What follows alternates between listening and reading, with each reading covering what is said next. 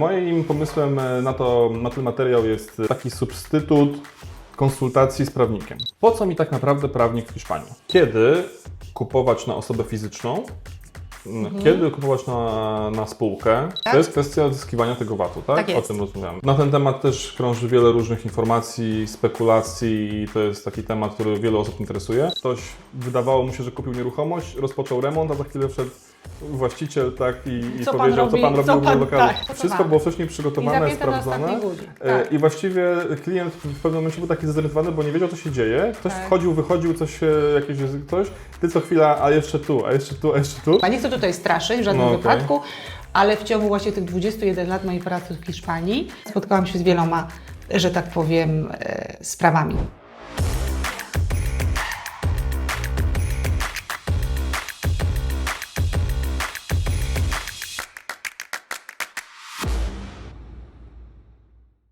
Dzień dobry, Dariusz Nowak się kłania, Frontline Homes Marbella.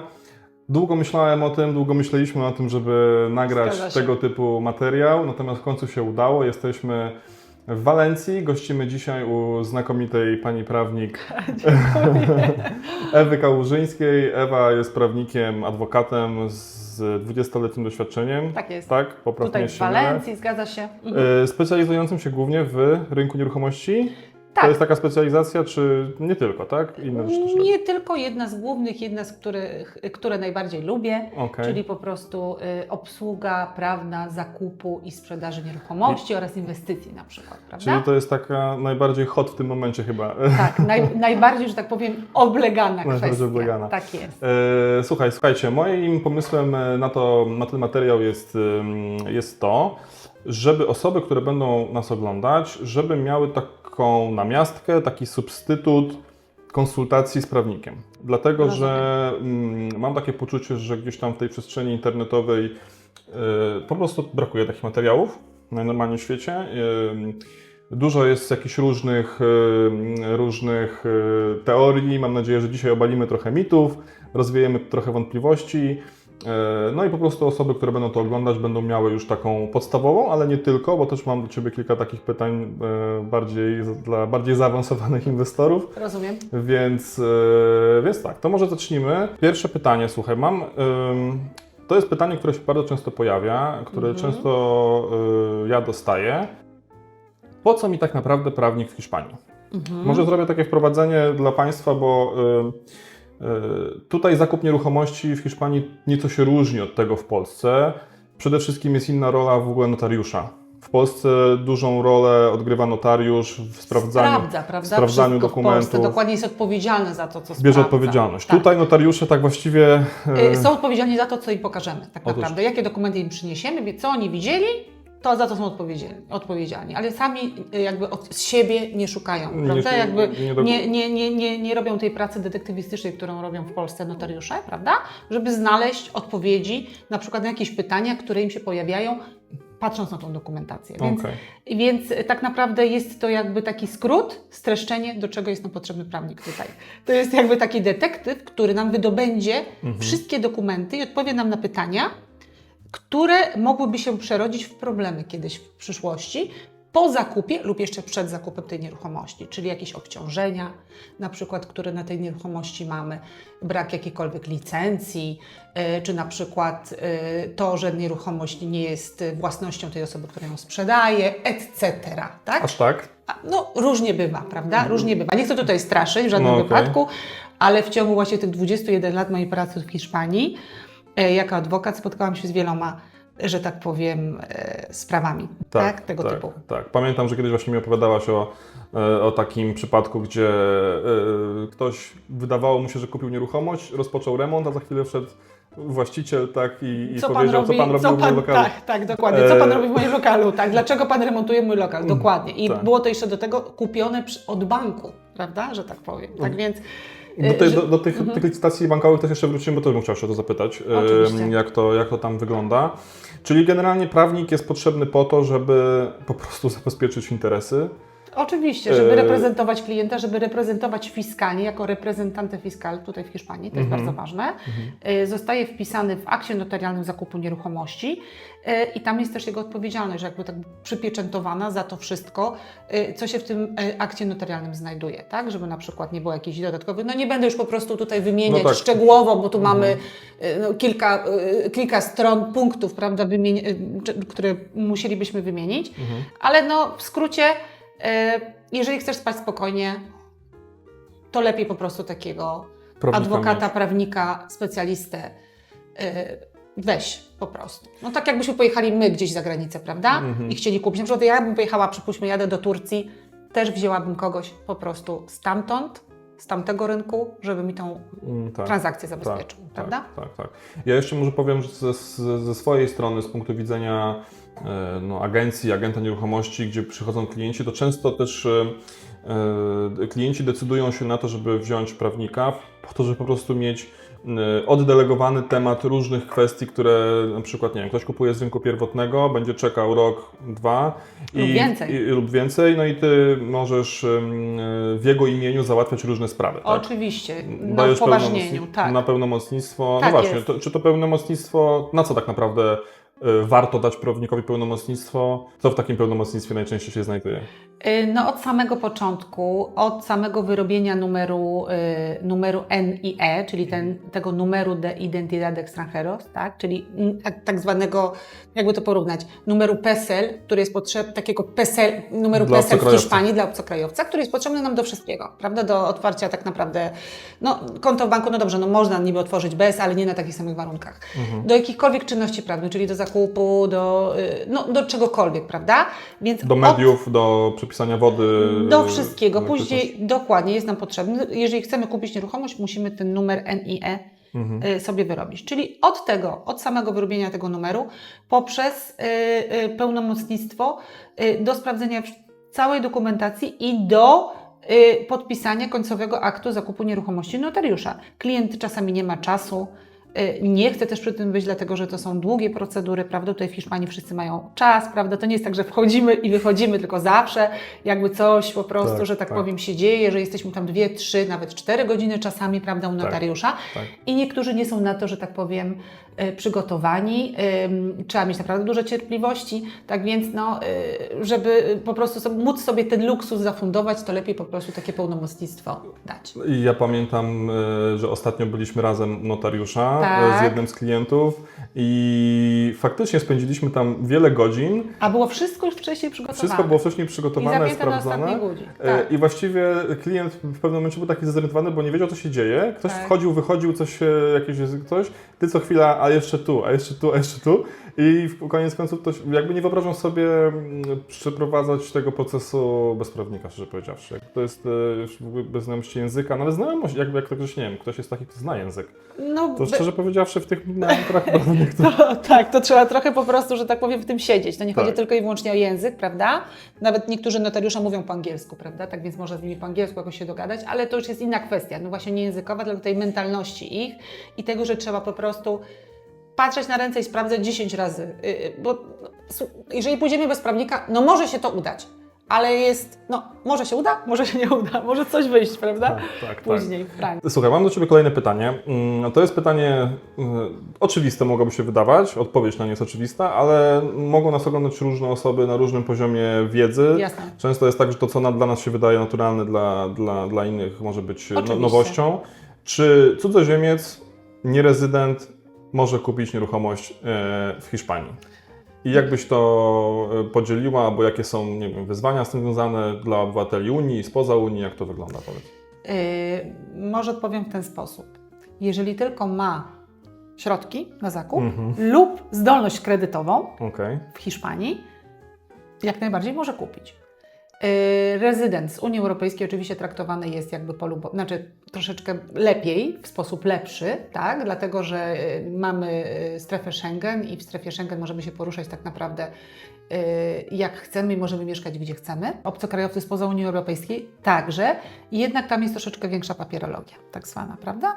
Większe sprawdzanie jest. Tak, większe sprawdzanie, te wszystkie wizy, no większa jest, że tak powiem, przeglądanie dokumentacji przy procedurze przeciwko praniu brudnych pieniędzy, tak to się nazywa, prawda? Troszeczkę dziwnie, ale no tak to wygląda. Tak. PBC, prawda? Po hiszpańsku. To jest procedura, którą właściwie Prevención przechodzimy de blanqueo de capitales. za tak. każdym razem. Mówimy tutaj przede wszystkim o rynku pierwotnym, tak? Od Jasne, deweloperów. zgadza się. Przechodzimy za każdym razem, to jest procedura... Lub przy hipotece, prawda? Jeżeli Tak. ktoś bierze kredyt hipoteczny, to także, prawda? Przechodzimy tą procedurę. Tak, czyli to po prostu jest procedura sprawdzania legalności naszych środków, czy, Zgadza się. czy gdzieś tam nie mamy z jakichś dziwnych źródeł. Zgadza się, Okej. zgadza się. Dobra. Powiedz, bo trochę o tym zaczęliśmy, jakie dokumenty są potrzebne w ogóle do zakupu nieruchomości? Od strony kupującego, tak? Czy co? Dowód osobisty wystarczy? Dowód osobisty, numer nie. No i tak naprawdę środki. I środki. I do widzenia. Środki gotówkowe nasze lub po prostu hipoteczne, tak? Okej. To już odpowiedziałaś na to kolejne moje pytanie. Czy można uzyskać kredyt? Czy Polak, obywatel polski może uzyskać kredyt w Hiszpanii?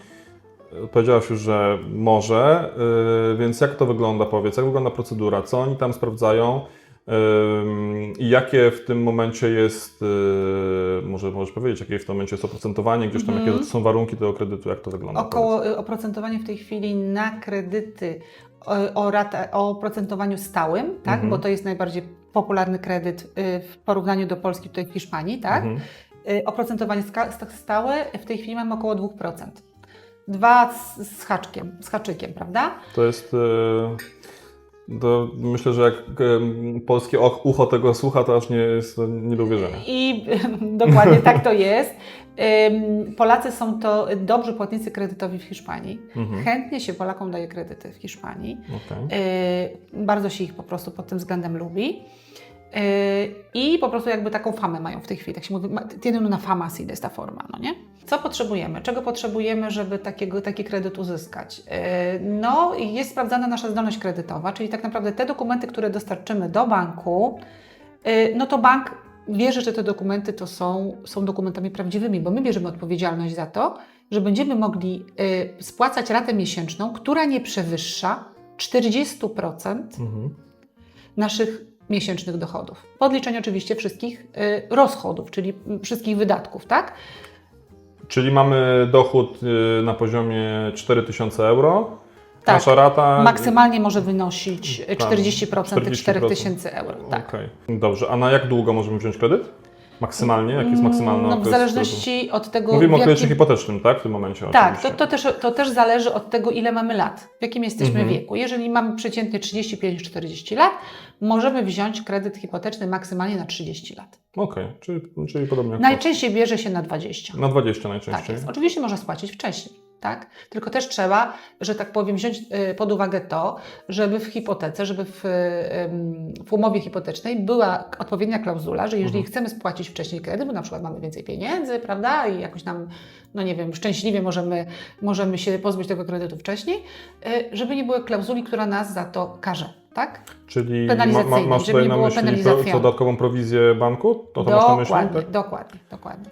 Czy historia z polskiego BIK-u, czy jakby Hiszpanie jakkolwiek mają wgląd w ten polski BIK, czy to się jakoś przedstawia, pokazuje? Dzięki Bogu jeszcze nie. Jeszcze nie. Jeszcze nie. Czyli to, co my damy, jak te dokumenty, które my dostarczymy do banku, to one, że tak czyli powiem, mają ważność. Domniemanie czyli zaufania. van amissa, tak się mówi, czyli po prostu są jakby uważane za te prawdziwe. Nikt ich nie sprawdza, bo nie są w stanie tego sprawdzić tak naprawdę. Tak? To jest niesamowite właściwie. Czyli jest takie domniemanie, że to, co pokazujemy, faktycznie jest domniemanie prawdopodobności. Tak. Okej. To myślę, że jest wartościowa informacja dla części. No bo tak naprawdę osoba, która bierze kredyt, biorca kredytu, bierze na siebie dużą odpowiedzialność spłaty tego kredytu, prawda? Więc po co tak naprawdę, no logicznie, brałby ten kredyt, gdyby nie mógł go spłacać? To nie ma sensu. No tak. Tak naprawdę, no nie?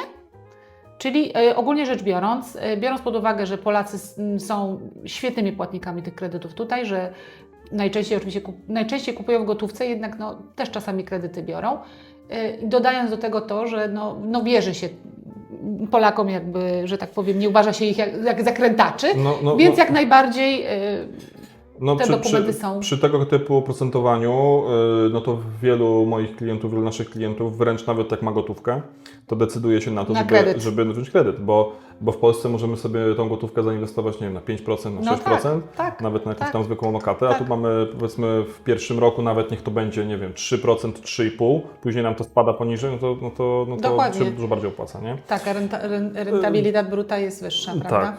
Tak. No nie? Czyli to jest u nas, to wiesz jak się mówi? Jak ten pies tu przyszedł? Masiu, wiesz, jak mogę go zabrać? Czy nie będzie przeszkadzał? Dobrze, powiedzieliśmy sobie o kredycie hipotecznym, to teraz powiedz mi, kiedy kupować na osobę fizyczną, kiedy kupować na spółkę,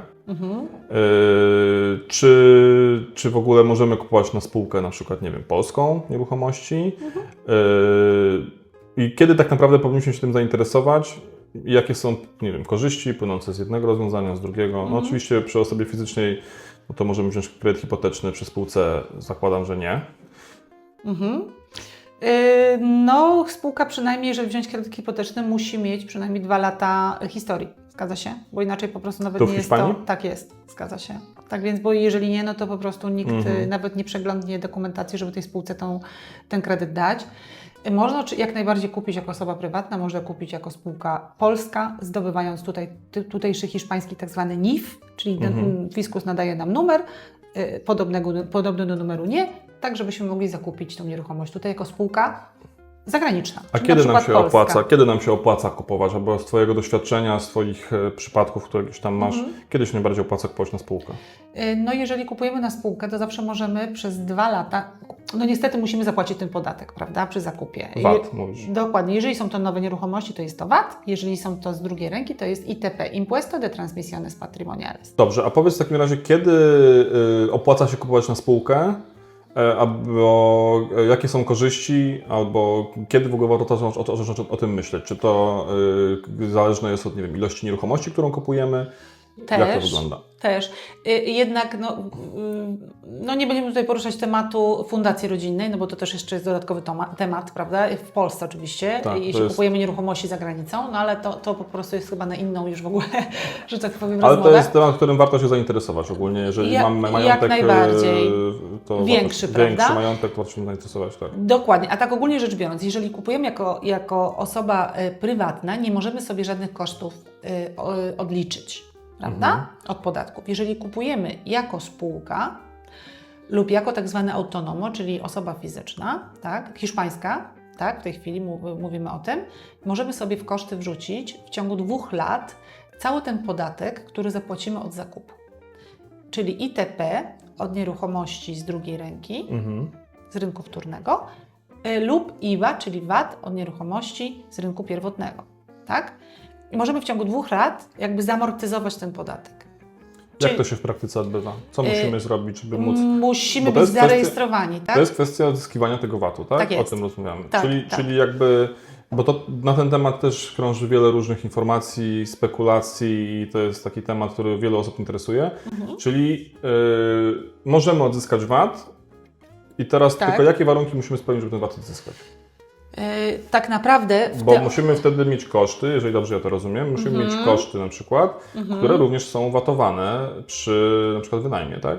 Na przykład czy remontujemy, czy malujemy, czy kupujemy meble, czy płacimy za prąd, wszędzie jest VAT. Czy płacimy za wodę, wszędzie jest VAT. Czy płacimy na przykład za usługi sprzątaczki, concierge, cokolwiek, wszędzie jest VAT, tak? Bo to nam fakturują firmy, ewentualnie autonomos, czyli osoby fizyczne, które są samozatrudnione, tak? Tak więc tam wszędzie mamy VAT i ten VAT najczęściej jest 21%. A my kupujemy i płacąc VAT 10%, tak? Na przykład w Andaluzji, no, tak. Zgadza się, no raczej ten VAT na całym terytorium Hiszpanii będzie podobny, bo to, że tak powiem, ustala państwo hiszpańskie, zgadza się? We wszystkich autonomiach.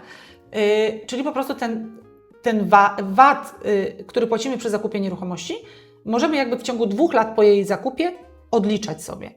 Czyli po prostu, czyli musimy po prostu... Jest to główny jakby plus, tak? Jest to główny plus, czyli odzyskiwanie tego VAT-u.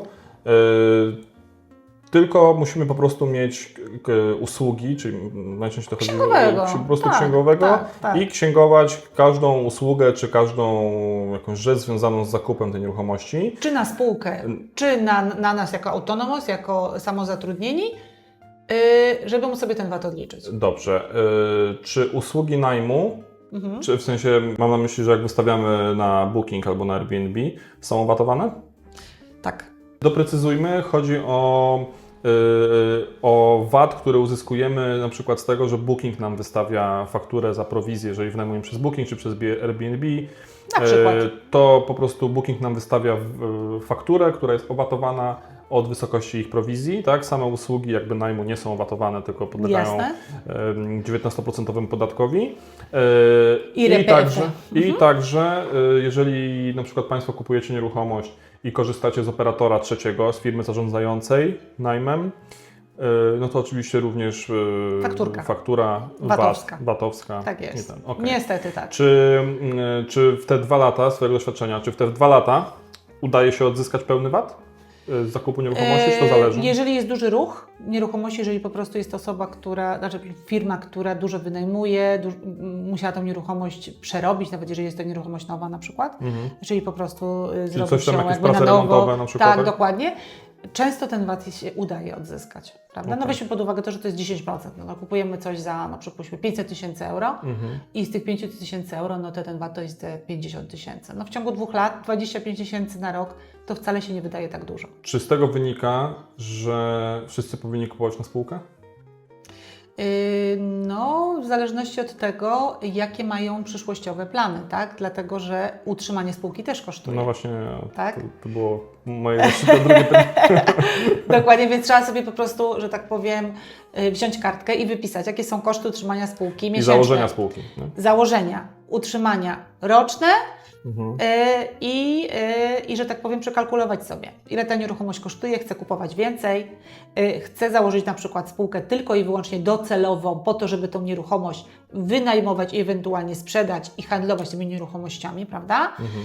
I kupować kolejną spółkę na kolejną docelową nieruchomość i tak dalej, więc musimy po prostu wiedzieć, czy my się tym zajmujemy, czy chcemy się, że tak powiem, trudnić, że tak powiem, rynkiem wynajmu, tak? Czy chcemy do czego tą nieruchomość po prostu chcemy mieć. Tak więc to jest już indywidualna sprawa każdego z nas. No wiesz, 90% osób, może nie 90, może mniej, może więcej, ma taki pomysł, żeby po prostu kupić nieruchomość w Hiszpanii, wynajmować, a kilka tygodni w roku samemu sobie przyjechać i pokorzystać. I wynajmować turystycznie. Wynajmować turystom. Czyli poniżej 10 dni najczęściej, bo to turystyczne to jest poniżej 10 dni. Tak. I teraz i oni kupują tylko jedną nieruchomość. Tak? I oni więcej nie planują, a może kiedyś. Czy się opłaca bawić w spółkę, czy lepiej kupić na Jak jedną, tylko to po prostu sobie prywatnie, normalnie, zwyczajnie. Tylko się tutaj zastanowić, czy po prostu mamy tutaj rozdzielność majątkową, czy nie, czy kupujemy w małżeństwie, w parze, z kimś, czy sami, prawda? No tutaj się trzeba dobrze zastanowić, bo później niestety przy sprzedaży czasami są problemy. No, ludzie różne mają sytuacje życiowe i życie jest ostatnio bardzo dynamiczne, więc trzeba się zastanowić też nad tym, tak? Okej. Czy zakładam, że tak, ale czy Wy pomagacie też, na przykład jeżeli zawsze do Was klient i ma jakiś pomysł na to, pomagacie, układacie ten cały montaż, robicie tak, jak to powinno wyglądać? Sadzamy po prostu klienta z kartką upfront i rysujemy. Dokładnie. I trzeba po prostu rozpisać, ile ta nieruchomość ma kosztować, jak to ma wyglądać, kto ją kupuje, dlaczego, taki będzie koszt. I jeżeli będziemy musieli ją sprzedać, co się stanie, wtedy będziemy mieli to i to. Potencjalne zyski z najmu w jakimś tam wariancie takim, nie wiem, pesymistycznym, optymistycznym. Tak, czy to jest ten turystyczny najem, który bardzo Polacy lubią. Tak. Chociaż nie do końca wiem dlaczego. I co masz na myśli? No bo jednak dużo pracy z tym jest zawsze, prawda?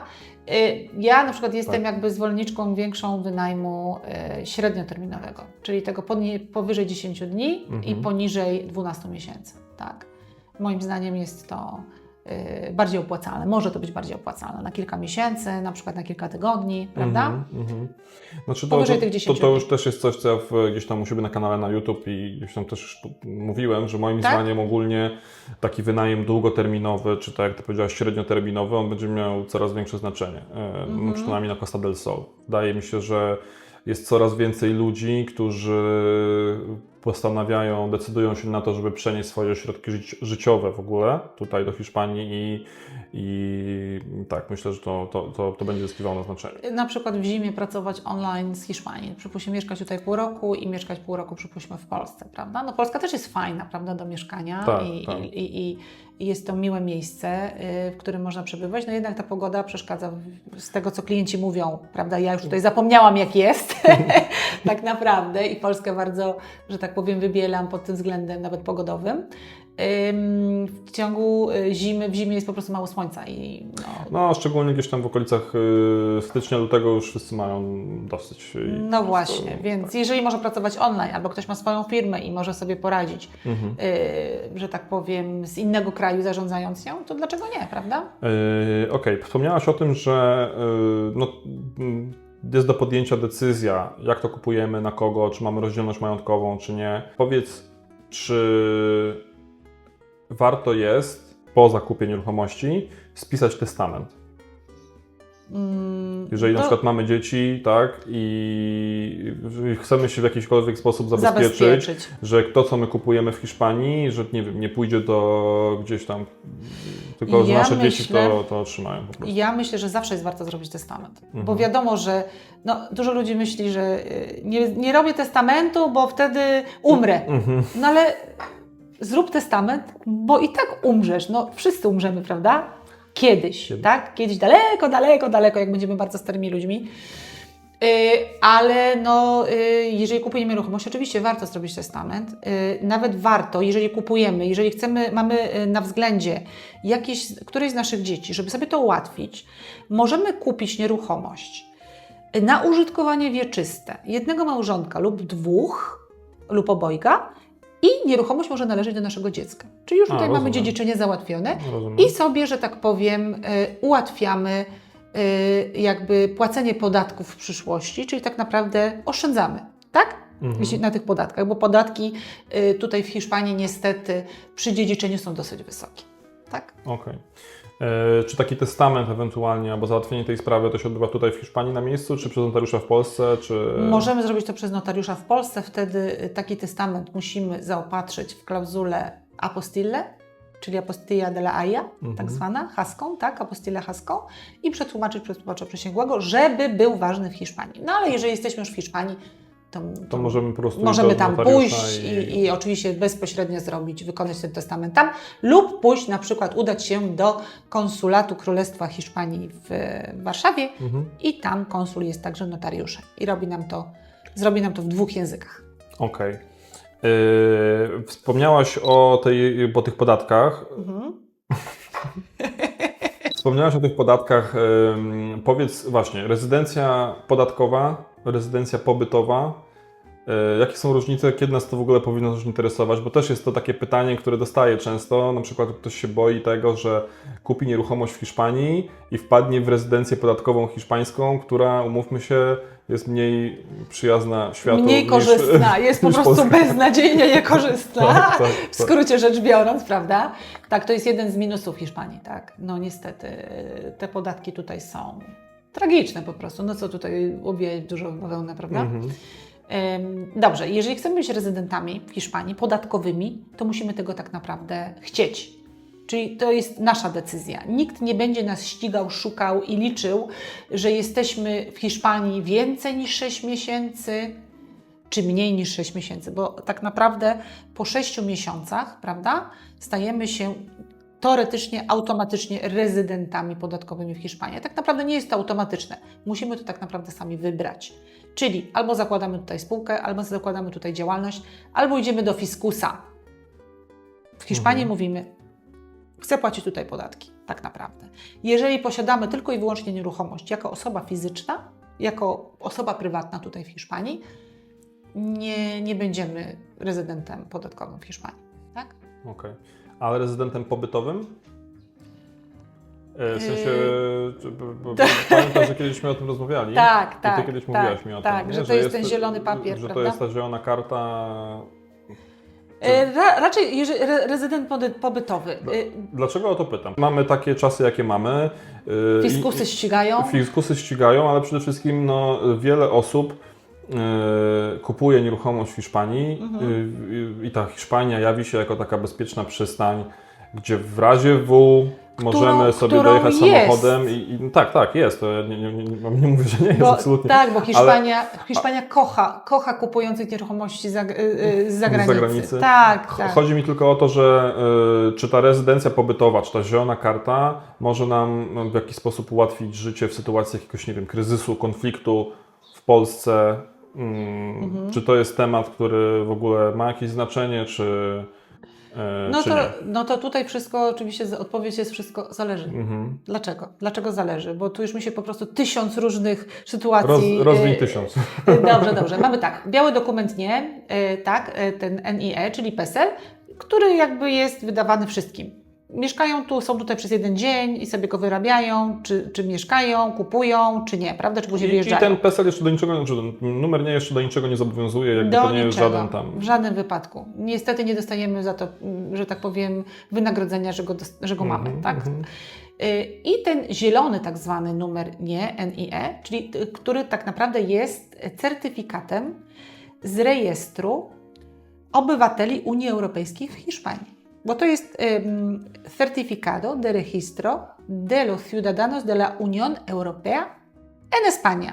Co to znaczy? Że jeżeli mamy ten numer zielony, to tak naprawdę jesteśmy rezydentami pobytowymi i jeżeli ktoś by się chciał do nas przyczepić, także podatkowymi w Hiszpanii. Tak? Okej. Tak? Tak po prostu to wygląda. Jeżeli oczywiście nie mamy tutaj jakichś biznesów, nic nie robimy, tylko na przykład pracujemy gdzieś zdalnie, mamy tą nieruchomość tutaj w Hiszpanii i tak dalej, nikt nigdy nas o to nie zapyta. Tak? Czy jesteśmy, czy macie tutaj płacić podatki? Nie. Dlatego, że po prostu byłoby to jakby kontraproducente, czyli byłoby to jakby przeciwne polityce tego kraju, ogólnie rzecz biorąc, wieloletniej, tak jakby wiecznej polityce tego kraju, w którym się kocha po prostu turystę, kocha się przyjezdnego, kocha się obcokrajowca, który tutaj przyjeżdża i zostawia pieniądze. W zeszłym roku przyjechało prawie 100 milionów obcokrajowców do Hiszpanii, zostawiło bardzo dużo pieniędzy. PIB, czyli PKB hiszpańskie, bardzo na tym korzysta. Wiele ludzi ma pracę, wiele ludzi, że tak powiem, dzięki temu żyje, więc nie chcą robić to by był koniec Hiszpanii, prawda? Kłód pod nogi nie chcą rzucać. No nie. Okay. Czy w razie na przykład jakiegoś konfliktu w Polsce, czy ta zielona karta, którą mamy, dobrze, że to powtarzasz, tak. czy to nam jakoś może pomóc, ułatwić? Oczywiście pomijam sytuację, w której to są takie tematy trochę ciężkie, ale myślę, że warto je poruszyć. Pomijam sytuację, w której na przykład, nie wiem, wybucha jakiś konflikt i na przykład rząd zakazuje wyjazdu z kraju. I do wojska. I do wojska na przykład. Nie? I pytanie, czy to nas, czy to jest w jakikolwiek sposób ochrona, albo jakaś pomoc, ułatwienie, czy to nie ma żadnego znaczenia? Ta zielona karta potwierdza, że mamy tutaj tak zwany arraigo social, czyli mamy korzenie społeczne. Żyjemy tutaj, czyli to jest nasza jakby nasz dom, prawda? Że tu jest nasz ogar, że tu, że tak powiem, mamy nasze życie i że do tego miejsca przynależymy. Tak więc jak najbardziej, może bym troszeczkę przeszła w inny temat, bardziej na przykład jeśli kogoś na przykład zatrzymuje policja, chociaż nie chciałam tego tematu poruszać i posiadamy właśnie tego typu kartę zieloną, właśnie Ciudadano de Unión Europea, zielone nie tak zwane, no to wtedy mamy tak zwane arraigo social, czyli nie zostajemy zatrzymani z powodu tego, że jest zagrożenie ucieczką. Bo jesteśmy, jakby mamy nukleo, czyli mamy siedzibę, dom, jakby korzenie społeczne w Hiszpanii. I czy zakup nieruchomości w Hiszpanii już nas predysponuje do tego, że możemy sobie to... Oczywiście, bo mamy adres, możemy mieć, że tak powiem, meldunek, prawda? Nawet jeżeli nie jesteśmy rezydentami, to się też możemy zameldować, dlaczego nie, prawda? Jeżeli na przykład będziemy mieli ochotę zagłosować w naszej gminie na przykład burmistrza, prawda? Możemy, prawda? Tylko i wyłącznie przez zameldowanie się w naszym mieszkaniu, tak? Czy w naszym domu. Okay. Chciałbym z Tobą poruszyć jeszcze jeden taki duży i obszerny temat, to znaczy temat licytacji bankowych. Bo to też jest coś, że wiele osób z Polski, szczególnie takich aktywnych inwestorów, którzy gdzieś tam flipują, albo bardziej tak trochę spekulacyjnie inwestują w nieruchomości, że gdzieś coś im się obiło o uszy, ale chciałbym, żebyśmy my im tutaj wyjaśnili, jak to wygląda w praktyce, jak to wygląda z Twojego punktu widzenia i czy to jest temat, którym warto się interesować, żebyś mogła coś więcej powiedzieć na temat licytacji bankowych, bo to wygląda po prostu inaczej niż w Polsce. Tak, zgadza się, wygląda to inaczej niż w Polsce. Można naprawdę złapać dobrą okazję i tak naprawdę w skrócie mówimy, że są to licytacje bankowe, ale tak naprawdę bank najczęściej sprzedaje dług funduszowi inwestycyjnemu, tak? Jeżeli są to bankowe długi, a nie na przykład z fiskusa, czy na przykład z jakiejś ZUS-u, tak? Bo też takie mogą być. I wtedy te licytacje odbywają się końcowo przed sądem, tak? Mogą się także odbywać przed notariuszem, czyli po prostu licytacje notarialne. Co jest takiego tutaj innego w porównaniu do Polski w tych licytacjach? To, że tak naprawdę funkcjonariusze publiczni, czy sądowi, czy notarialni, czy, że tak powiem, sam fundusz, czy fundusz inwestycyjny, który posiada ten dług, który chce zamienić w nieruchomość lub nie, prawda? Lub ją jeśli ją wylicytuje ktoś inny, ktoś inny sobie ją zostawi. Nie dostaje się żadnej dokumentacji od nich tak naprawdę. A jeżeli się dostaje jakąkolwiek dokumentację, to ta dokumentacja jest, że tak powiem, pod znakiem zapytania, bo tak naprawdę nie wiemy, czy to jest prawdziwa, nieprawdziwa, trzeba to wszystko, że tak powiem, samemu zdobyć. Czyli tak naprawdę trzeba mieć dużą wiedzę, trzeba mieć ludzi do tego, żeby tą dokumentację wydobyli, sprawdzili 10 razy. Czy ja dobrze rozumiem, że idziemy do urzędnika i mówimy, ta nieruchomość nas interesuje, wy ją licytujecie, pokażcie mi dokumenty, a oni mówią, nie mamy. Ja ves lo que hay. ¿Qué quieres? Już masz, widzisz co jest. Skąd? Ja mówię, nic więcej nie ma. I oni tak naprawdę kompletnie niezainteresowani są tym, żeby zrobić to dobrze. Nikt nie będzie ich o to pytał, nikt nie będzie od nich tego reklamował, a jeżeli będzie, to i tak nikt nic im nie zrobi. Tutaj funkcjonariusz publiczny ma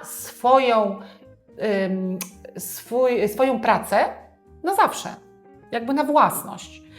Funkcjonariusze publiczni podchodzą pod inne statuty w ogóle pracownicze, tylko i wyłącznie dla funkcjonariuszy publicznych i one są bardzo takie priorytetowe. Podchodzi się do nich bardzo priorytetowo i traktuje się ich w Hiszpanii jak troszeczkę święte krowy. Przepraszam bardzo, wybaczcie mi funkcjonariusze, których was jest 3,5 miliona w Hiszpanii, sorry, ale no niestety tak to jest, prawda?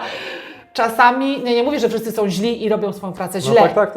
Ale niestety często to widać. I tak naprawdę trzeba mieć dużą wiedzę, nie chcę tutaj przesadzać, że ktoś powie, gada tak, bo wiadomo, bo ona to robi, tak? Nieprawda, trzeba mieć naprawdę dużą wiedzę. Ja robię to jako hobby, troszeczkę podchodzę do tego w ten sposób, bo czasami do takiej nieruchomości licytowanej trzeba wejść, a nie można tam wejść. Bo na przykład nieruchomość, jakby jej własność należy do funduszu, a ktoś jest w niej zameldowany, i to są dwie różne rzeczy. Ma użytkowanie tej nieruchomości nadal i sąd jeszcze nie zadecydował, że on stamtąd ma się, że tak powiem, wynieść. Czyli czasami się trzeba też dogadać z tym, który użytkuje nieruchomość. Więc jeżeli my chcemy zobaczyć w ogóle, jaki jest stan tej nieruchomości, to musimy tam po prostu czasami wejść. Czasami się trzeba dogadać z jakimś okupas, prawda? Czasami po prostu trzeba wejść tam za pomocą tak zwanej palanka. Czyli jak to się mówi po polsku? Łom. No przykro mi, ale tak to po prostu tutaj wygląda, więc czasami jest to duża przygoda, że tak powiem. Tak, fajnie, nie tylko prawda. Fajnie, że to powiedziałaś, dlatego że właśnie poruszyłem ten temat, dlatego że czasami dostaję takie pytania na zasadzie licytacje bankowe, to pan mi coś znajdzie z licytacji, to fajnie zrobimy flipa, nie? Ale po prostu to tak nie wygląda właśnie do tego, dobrze, że ty powiedziałaś, że to tak nie wygląda kolorowo. To już pomijam fakt, że potwierdź mnie, jeśli się mylę, że nie wiem, 70-80% tych tematów się do niczego nie nadają, nawet pod kątem lokalizacji. Tak? Że nic z tym nie zrobimy, nie sprzedamy, albo nie jakaś wynajmiemy. ruina, lokalizacja, cyganie wszędzie dookoła, budynek do wyburzenia, niemożliwe po prostu dogadanie się z ukupasami, którzy tam są, bo to już jest po prostu tak, to już różnie ich nieruchomość jest praktycznie, tak? Albo po prostu nieruchomość nie jest w 100% licytowana, tylko jej część własności, bo też tak może być, prawda? Tak więc i są to fajne tematy, jednak jest to naprawdę trudne, skomplikowane. Można to robić, jest to fajna przygoda, no ale jednak koszty po prostu, które trzeba wziąć pod uwagę, takiej pracy są wyższe. Tak? Czyli to jest, mówisz o kosztach prawnych, tak? Że tak ogólnie, jest. żeby wszystko sprawdzić, czyli ogólnie podsumowując ten temat, żeby się tym zajmować, czy zająć, to tak właściwie nie jeden etat. To niestety tak. I detektywistyczny, i prawniczy, i czasami budowlano-remontowo włamaniowy. No, przepraszam, że tak powiem, ale czasami tak to wygląda.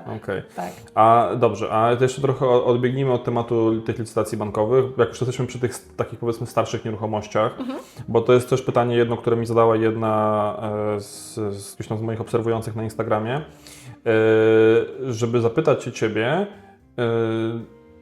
jak wygląda sprawdzanie nieruchomości, jeżeli chodzi właśnie o te takie starsze, z lat 70., 80., to jeszcze nie takie stare. Starsze niż... Tak, ostatnio sprawdzałam z 1898 roku. Bo sprawdzenie takiej nieruchomości jest też szczególnie ważne, bo często mogą być rozbieżności między stanem prawnym a faktycznym. Jakbyś coś mogła więcej na temat powiedzieć. Tak, to jest rozbieżność między registro de propiedad, czyli księgi wieczyste, informacje w księgach wieczystych i informacjami, które są w katastrze na temat danej nieruchomości. O tym mówimy, tak? Jest to bardzo częste. Bardzo częste w Hiszpanii przy nieruchomościach z drugiej ręki. I to wystarczy tylko i wyłącznie, że tak powiem, wziąć informacje, pomierzyć to wszystko, pójść ze specjalistą, wziąć te informacje, sprawdzić, czy one są takie same, porównujemy najczęściej z informacjami z registro de propiedad i wtedy idziemy do katastru, wnosimy, żeby po prostu uregulowali sytuację, poprawili, że ma być tak samo jak w księgach wieczystych. Czyli to nie jest jakiś taki bardzo skomplikowany temat, ale trzeba to wiedzieć, tak? Gorszym tematem jest, nie wiem, czy chciałeś mnie o to zapytać także, czy nie, czy to już jest na inną rozmowę, nieruchomości, które zostały wybudowane nielegalnie. No to ciekawe. Tak, na ziemi, która nie jest jakby urbana, bo w Hiszpanii mamy tak naprawdę główne trzy typy ziemi, na których możemy, że tak powiem, lub moglibyśmy kiedyś może wybudować, czyli urbano, urbanisable i rustico, tak? Urbano, no to wiadomo, że już możemy sobie normalnie wybudować, tak, podbudowę, wszystko jest już jakby urbanisado, czyli mamy już zrobione chodniki, kanalizację podłączoną bliżej i tak dalej. Urbanisable, to co musimy jeszcze właśnie podłączyć, zrobić podłączenia, chodniki, jakieś płoty, cokolwiek. I rustico, gdzie nie można budować. I wiele nieruchomości właśnie z tych lat 60., 70. jest wybudowane na terenach rustico. Dlaczego się ich nie burzy? Bo powinno się je burzyć. Dlatego, że w Hiszpanii mamy coś takiego jak podatek katastralny doroczny, coroczny. Nie jest on wysoki, ale płaci się go raz do roku. Ile wynosi katastralny? To zależy od gminy i zależy od wielkości nieruchomości, od metrów kwadratowych naszej nieruchomości, tak? Są droższe gminy, tańsze gminy, prawda? I to jest, tak średnio... jeszcze dopytam, to jest od pierwszego mieszkania? W sensie... Od wszystkich. Czyli nie ma czegoś takiego, że jak masz na przykład do 3 mieszkań, to nie płacisz katastralnego, a powyżej 3 to jak płacisz? Masz jedno, płacisz, jak masz 50, to też. I za każde jedno. Za każde jedno. To jest od nieruchomości. Czyli przypuśćmy, w Walencji nieruchomość, która ma takie typowe mieszkanie, 100 metrów kwadratowych, przypuśćmy, 3 pokoje, 3 sypialnie, 2 łazienki, salon, no to ten IBI, czyli Impuesto de Bienes Inmuebles, podatek katastralny, to rocznie będzie 380 €. To grosze. No przypuśćmy, tak? No mówię, że mamy droższe i tańsze ayuntamientos, czyli te gminy. Ale wróćmy do tematu, gdzie byliśmy. Tych rustico i budowania dlaczego się ich nie burzy? Tak, że dlaczego się ich nie burzy? Dlatego, że ten podatek katastralny idzie bezpośrednio do gminy. Gmina bezpośrednio dostaje te pieniążki w całości i to ta gmina jest odpowiedzialna za wyburzenie nieruchomości. Więc oni sami nie będą sobie pieniędzy zabierać, więc często pobierany jest podatek katastralny za nieruchomość, która nie powinna w ogóle tam stać Okay. i która jest nielegalna. Teraz mamy kwestię, czy ta nieruchomość jest zalegalizowana lub nie i czy można ją zalegalizować lub nie. No i czy chcemy, czy to się opłaca, tak? No, tak więc to też trzeba sprawdzić. Właśnie w takich nieruchomościach, głównie nie mówię o blokach, nie mówię o nieruchomościach piętrowych, o budynkach wolnostojących. Dokładnie. To jest głównie właśnie główna przyczyna sprawdzania takich nieruchomości z lat 60. 70. Okay. No ciekawa sprawa też. Tak. Powiedz mi jeszcze proszę, bo to też jest temat, który się często pojawia, to znaczy kwestia przetransferowania środków z Polski do Hiszpanii. Czyli powiedzmy, nie wiem, mamy nieruchomość w Polsce, sprzedajemy, mamy gotówkę i teraz pytanie, jak to technicznie zrobić, żeby było dobrze. Żeby było dobrze, Okay. Czy nie wiem... Czyli jak najmniej stracić po prostu, żeby Hiszpania nie powiedziała, proszę Pana, pieniądze dla mnie, tak? O to chodzi. Tak. Dobrze. Jak to zrobić? Jeżeli chcemy zakupić nieruchomość za gotówkę, tak zwaną, tak, w Hiszpanii i mamy pieniądze poza Hiszpanią, to najlepiej nie przelewajmy ich bezpośrednio na konto w Hiszpanii, tak? Najlepiej po prostu w takim przypadku użyć depozytu notarialnego do zakupu nieruchomości. Jeżeli nie jest to nieruchomość z rynku pierwotnego oczywiście. Jeżeli jest rynek pierwotny, no to mamy ten temat załatwiony, bo przelewamy na specjalne konto zażerowane u dewelopera, tak? Kwot, które nie mogą być używane do budowy nieruchomości, tylko są uwalniane dopiero w momencie podpisania końcowego aktu zakupu nieruchomości. To jest bardzo ważne, bo to jest dopiero od 2015 roku przestępstwo. Wcześniej to było tylko przewinienie administracyjne. Potwierdźmy to i żeby to jeszcze raz wybrzmiało, kupując nieruchomość z rynku pierwotnego, pieniądze, których my wpłacamy do dewelopera na rachunek powierniczy, nie są używane do budowy. Deweloper musi wykazać, czy musi zdobyć finansowanie sam, czyli nie wiem, fundusz, bank, cokolwiek, to jest jego problem. Tak. Jego problem. W razie gdyby coś tam się wydarzyło z deweloperem, to my te pieniądze odzyskujemy, bo po prostu one są zabezpieczone, mają gwarancję bankową, są zabezpieczone, więc my te pieniądze odzyskujemy. Tak jest. I dobrze, to w sytuacji rynku pierwotnego, czyli wpłacamy, one są dewelopera na rachunku powierniczym. Tak. A co w sytuacji, kiedy kupujemy z rynku wtórnego? Kiedy kupujemy z rynku wtórnego, wpłacamy na początku, wiadomo, rezerwację, opłatę rezerwacyjną, później tą tak zwaną jeszcze opłatę... tylko, przepraszam, jeszcze przerwę, czyli jeszcze a propos tego rynku pierwotnego, czyli technicznie to wygląda w ten sposób, że mamy konto w Polsce, powiedzmy, nie wiem, w jakimś tam banku, otwieramy sobie konto walutowe, przewalutowujemy gotówkę na euro, tak, robimy przelew na konto powiernicze dewelopera, powiedzmy, niech to będzie te 30% pierwszej wpłaty i później możemy z tego samego konta zrobić pozostałe 70%. Tak, które są jakby płacone dopiero w momencie podpisania końcowego aktu zakupu nieruchomości u notariusza. W tym momencie notariusz mówi, mogę przelać pieniądze z mojego mojego rachunku depozytowego na rachunek konto sprzedającego. Tak jest. I to jest zabezpieczone. Tam fiskus nie zagląda, tak więc to jest bardzo dobra forma tego, aby się zabezpieczyć przy zakupie za gotówkę, która jest zdeponowana na kontach w innym kraju niż Hiszpania. Tak? Okej.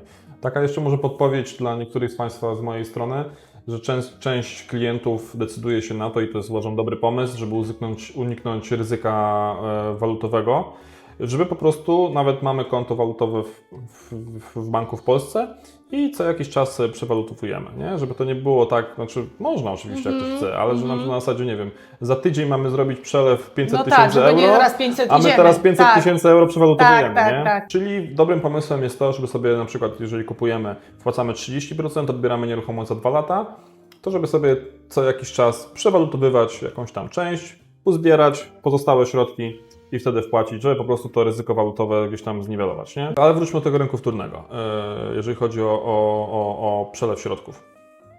Tak, przelewamy je właśnie, jak mówiliśmy, najlepiej na depozytowe konto notarialne. Okej, czyli to depozytowe konto notarialne pełni rolę takiego rachunku powierniczego u dewelopera, tak?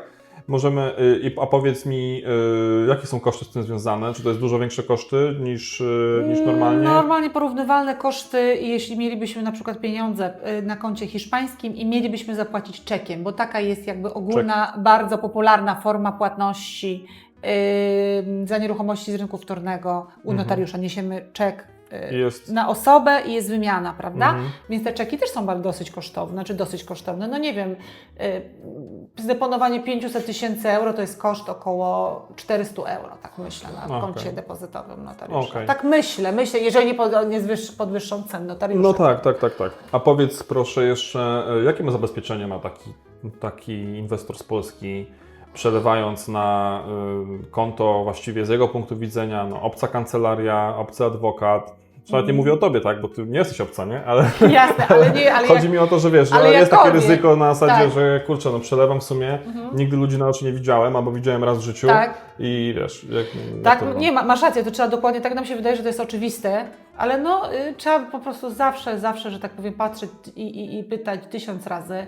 Najlepiej iść do kogoś z polecenia, sprawdzonego, kogo znamy, komu ufamy, prawda? Adwokatowi po pierwsze trzeba ufać. Jeżeli nie ma tam zaufania, do widzenia. Poza zaufaniem taki adwokat posiada ubezpieczenie od odpowiedzialności cywilnej, dosyć drogie, którego od niego wymaga zrzeszenie adwokackie jego. Na przykład moje zrzeszenie adwokackie, które się nazywa ICA, Ilustre Colegio de Abogados de Valencia, które odpowiada za takiego adwokata, który tak naprawdę nie ma zbyt wielkiego manewru do jakiegokolwiek, nawet gdyby chciał oszustwa, że tak powiem, nawet tego słowa nie chciałam użyć, nie może nic za bardzo zrobić, prawda? Nie tylko, że go mogą pozbyć czegokolwiek, ale no, może mieć naprawdę problem. No i rzesza adwokatów poszłaby przeciwko niemu, więc to nie ma sensu. To samo z takim notariuszem, prawda? Jeżeli bierzemy, oczywiście notariusze są odpowiedzialni za, tak jak wcześniej mówiliśmy, za tą dokumentację, którą im pokazujemy, ale oczywiście są odpowiedzialni za pieniądze, które zostawiamy im w depozycie notarialnym. No, coś takiego jeszcze się nie zdarzyło, żeby sobie notariusz takie sumy, takie kwoty przywłaszczał. Poza tym notariusze w Hiszpanii jest to zawód bardzo zmonopolizowany, więc dosyć drogi, to znaczy notariusze są dosyć drodzy w Hiszpanii i nie można otwierać więcej kancelarii notarialnych niż te, które są. No jest, właśnie, powiedzmy, jest to zawód dziedziczony tak właśnie, naprawdę. Dziedziczony, że to jest taka ciekawostka trzeba dla Państwa. Trzeba zdać egzamin, ale jeżeli nie odziedziczyliśmy miejsca po wujku, cioci, ojcu i tak dalej, to nie mam o czym myśleć. Czyli jakby nie można zostać notariuszem po prostu, że sobie wymyśliłem, że będę notariuszem i to jest moja kariera. Mogę zdać egzamin, który jest ważny przez 2 lata, ale jak nie znajdę miejsca, gdzie po prostu mnie jakby będą chcieli, jakby wymienią mnie na kogoś tam, to okej. Nie będzie nowego notariatu. To jest taka ciekawostka. Więc to jest też taki zawód dużego zaufania publicznego, nie? Tak, jest to fedatario publico tutaj, czyli to jest osoba, która jeżeli gdzieś idzie i coś stwierdza, to przed sądem jest ważny jako dowód. No dobrze, to chyba wszystko, jeżeli chodzi o takie tematy, które gdzieś tam najczęściej się pojawiają i pytania. Mam nadzieję, że ten materiał był dla Was, dla Państwa naprawdę pomocny i wartościowy. Nawet mam taką nadzieję i myślę, że Zapraszamy po więcej. Zapraszamy po więcej. Mam nadzieję i jestem przekonany, że właściwie ten materiał może zastąpić taką pierwszą konsultację z prawnikiem, bo właśnie o to mi chodziło, żeby taki był cel, tak jak powiedziałem na samym początku. No bo wiele jest osób, które gdzieś tam będą chciały. Tak? Oczywiście, jeżeli macie już temat taki, że przymierzacie się konkretnie do zakupu nieruchomości i byście chcieli coś skonsultować tutaj z Ewą, to oczywiście zapraszamy. Tak. Gdzieś tam kontakt będzie pewnie poniżej zostawiony, więc można się z Ewą skonsultować. Ale były to najczęściej jakby zadawane pytania przez wiele lat klientów, którzy jakby z naszej kancelarii mieli usługę prawną zakupu nieruchomości i to były jakby takie najbardziej nurtujące pytania, najczęstsze, tak? Tak. Oczywiście, jeżeli Państwo chcecie zrobić taką indywidualną konsultację pod Państwa konkretne sytuacje, czy spółka, czy w Polsce, czy może oddział spółki polskiej w Hiszpanii, czy na osobę fizyczną, no to tutaj już oczywiście tego żaden materiał w internecie nie zastąpi i tutaj... Bo to indywidualna Bo to jest indywidualna i to trzeba już wejść wtedy mocniej w szczegóły. To tutaj odsyłam oczywiście do do kancelarii Ewy. Chętnie. A co, jeżeli jesteście Państwo zainteresowani zakupem nieruchomości w Hiszpanii, to również zapraszam do kontaktu do nas. Pomożemy. No i już. Dziękuję Ci uprzejmie. Darek doradzi. Dziękuję Ci bardzo. Dziękuję Ci uprzejmie, było mi bardzo miło i Nawzajem. do zobaczenia. Do następnego. Do następnego. Hej, hej.